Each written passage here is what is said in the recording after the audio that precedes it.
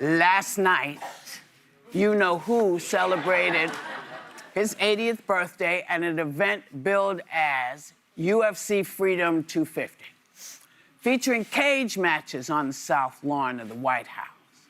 White House denies accusations that he's cashing in on the event, saying there's no conflict of interest because you know whose assets are in a trust managed by his kids.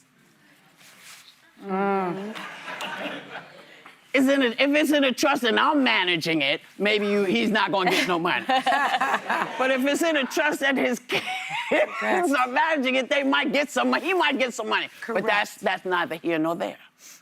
There was also one fighter who used his victory speech to make a derogatory slur against former First Lady Michelle Obama. What did you make of yesterday's event? Can't we focus on the Knicks? I have been a diehard fan for 3 whole weeks.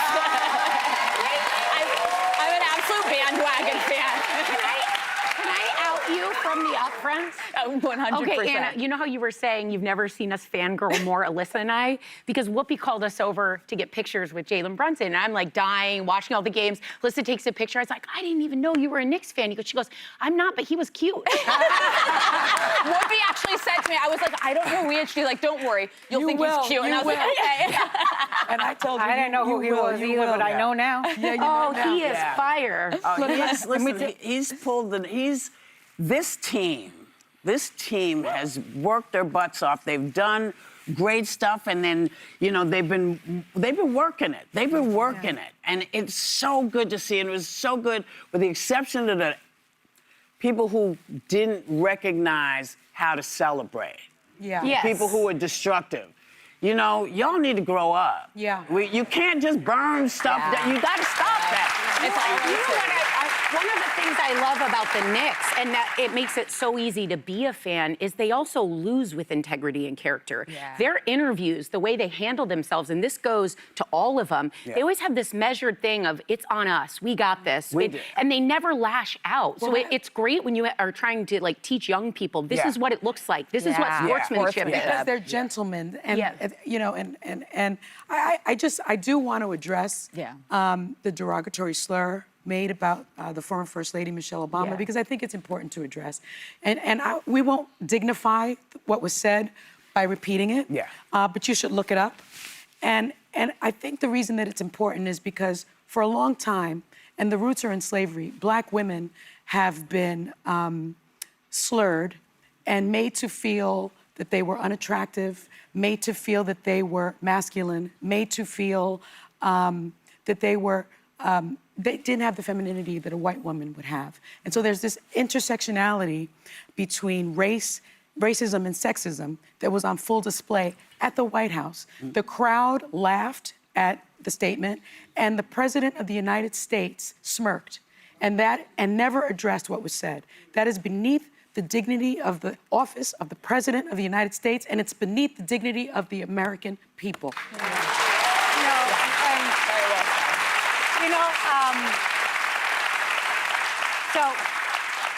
You know I don't do sports, and I'm not a New Yorker, but you all have worn me down. These bitches have been wearing me down. I am now also rooting for the Knicks fan, and I want us to hold on to that feeling of unity and joy and celebration of the best in America.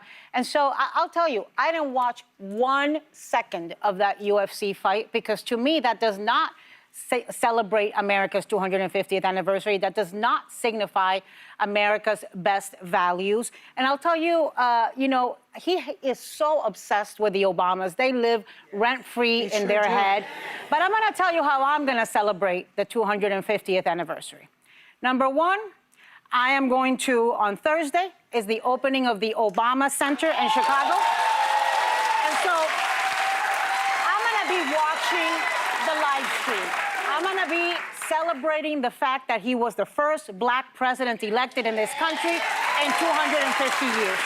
So you can tune in and you can watch the live stream. And the other thing I'm going to do to celebrate the birthday of America is, come November, I'm going to show up and I'm going to vote out the feckless Republicans who are having putting no accountability on this administration. I like And that. honing in on this Knicks celebration is bigger than just basketball and sports. The cities are the heart of this social experiment of diversity. When you look around at every celebration we watched, it was every color, age, gender, sexuality. It didn't matter, and we were all wearing the same jersey.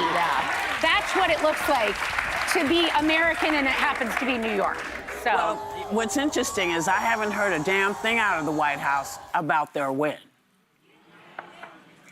Oh. No, I think I don't think the Knicks are waiting for it. They did. What did they say? They may have done a statement, maybe a truth. Yeah. How about a truth? I don't read the truth thing. I don't read that. I just, you know, if you Oh yeah, Trump say did it out congratulate loud. on his truth social. Yes. But why not do it the way he's done everything else when Because he he's got booed when he congratulated? came here. Listen, he's friendly with Dolan. I'm sure they're going to invite them to the White House. Well, but you know what?